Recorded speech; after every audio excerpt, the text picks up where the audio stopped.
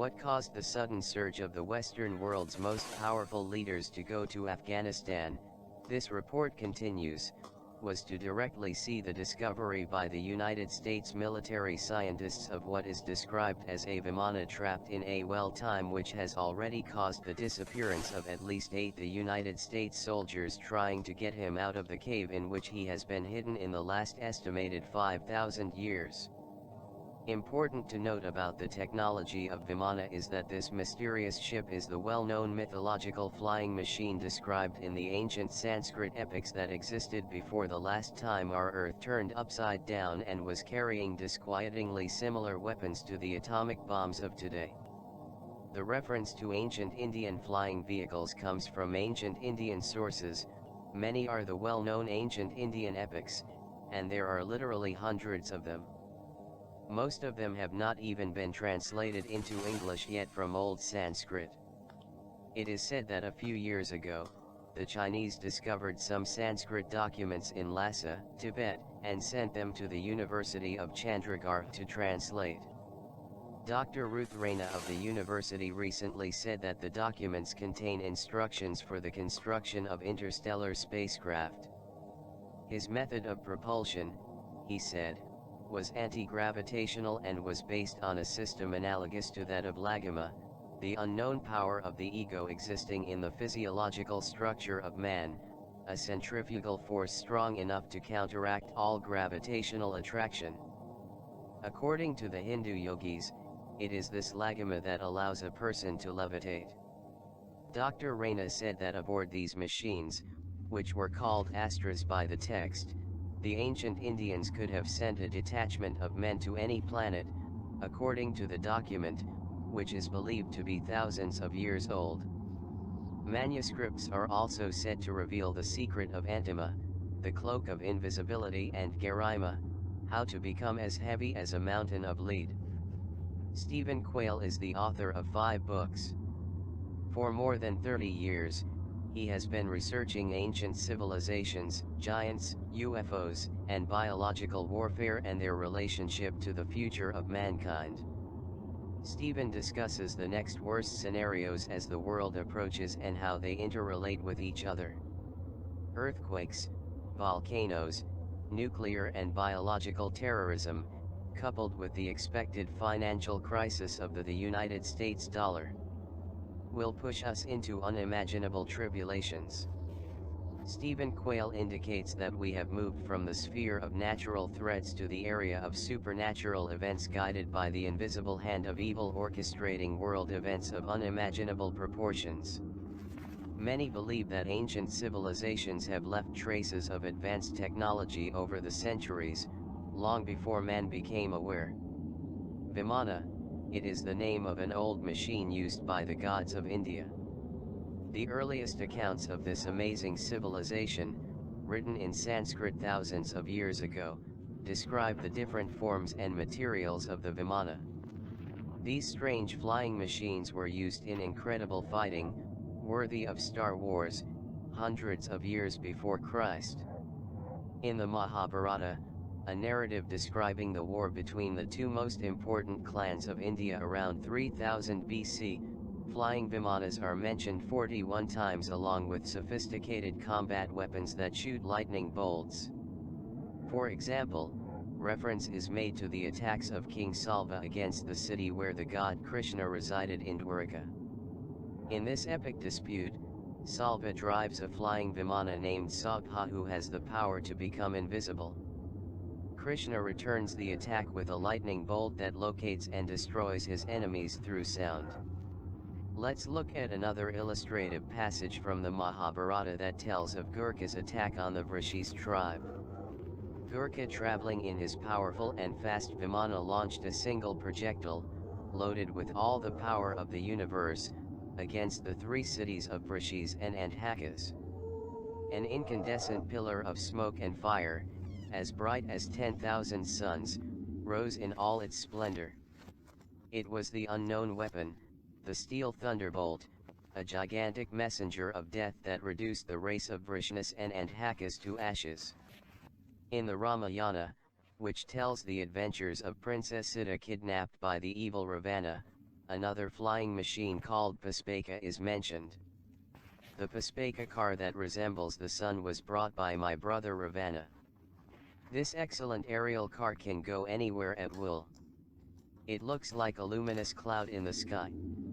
And King Rama had it and rose with it towards the highest atmosphere. While the text does not qualify this flying car as a Vimana, could be another flying machine that used the same principles of the famous Vimana. Illustration of what could have been the Puspeka of Ravana. According to Dr. V. Raghavan, former professor of Sanskrit of the University of Madras, there are many documents in Sanskrit, dated hundreds of years ago, proving that extraterrestrial visitors were in ancient India. There is an enormous amount of fascinating information about flying machines and even science fiction weapons, which can be found in the translations of the Vedas and other ancient texts in Sanskrit. 50 years of research have convinced me that there are living beings on other planets and that they visited Earth 4,000 years BC. There are not only stories about the aerodynamic qualities of these Vimana but also how they can be constructed. In the Ramayana it is indicated that it takes 16 types of metals to construct them, but here on Earth we only know 3 of them. Dr. Ruth Raina of the University of Chandigarh translated Sanskrit texts describing the anti-gravitational forces that which the yogis developed to levitate. According to their investigations, that same anti-gravitational force is the one that allowed the Vimana to move through the space. Although it seems paradoxical compared to the majority of reports of sightings of extraterrestrial ships, the information contained in the Sanskrito texts on the form, the process of construction, materials, and weapons of the Vimana leaves little to the imagination. The numerous mentions of Vimanas in texts dealing not only with Hindu mythology but also with its history indicate that these Vimana were a possible reality hundreds of years before Christ. Dr. Raghavan claims that this technology was brought by beings from other planets 4,000 years BC, at the same time that Sumerian culture flourished in Mesopotamia and the Anunnaki extraterrestrials lived among them. According to Dr. Raghavan, the laws of the Babylonians, Akkadians, successors of the Sumerians in the Mesopotamian region, indicate without ambiguity. The privilege of commanding one of these flying machines is very great. The knowledge of piloting is among our oldest legacies. It was a gift from those who came from above. We received them from them as a means to save many lives. Those who came from above is, in Sumerian language, synonymous with Anunnaki. We can infer that it was the Anunnaki who showed the Sumerians and then the Babylonians how to build and manage these sophisticated machines. The Anunnaki knowledge and presence could have been extended to India.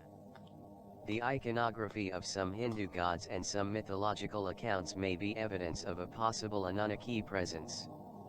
It is interesting to analyze the case of Hanuman, one of the faithful servants of Rama, whose story is in the Ramayana. Hanuman was an intelligent monkey man who could communicate, had powers, and who led an army of monkeys against the lair of Ravana in present-day Sri Lanka. Could Hanuman be the fruit of another Anunnaki experiment? It should not be forgotten that in the story of Gilgamesh, Sumerian hero, this travels accompanied by Enkidu, a being with Neanderthal characteristics that could be a kind of Hanuman. Can we say that the Hindu texts narrate events that actually happened? A few years ago, an investigation by Michael Cremo confirmed that the alleged bridge between India and Sri Lanka, which according to the Ramayana was built by Hanuman and his army of monkeys, is submerged off the coasts of South India.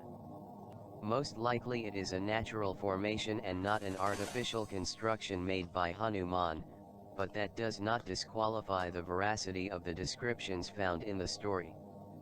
In fact, many of the characters mentioned in these stories have been historical figures, as the supposed god Krishna himself assumed human form and participated in the great battle of Mahabharata. You can now visit the house where Krishna grew up in Gokul. It is the abode of Nanda Maharaj, with its 84 columns, described in detail in the sacred Hindu texts. At the entrance to the house is the tree in which Krishna used to play and lie down to play the flute 5,000 years ago. This place has so much relevance that it has been classified as a World Heritage Site by the Hindu government. On the other hand, the great confrontation on the Kurukshetra plain between the Pandavas and Kauravas, narrated in the Mahabharata, is part of the history of India. Moreover, recent research has argued that Dwarka, the city of 1,000 temples mentioned in this same account, is submerged off the western shores of India.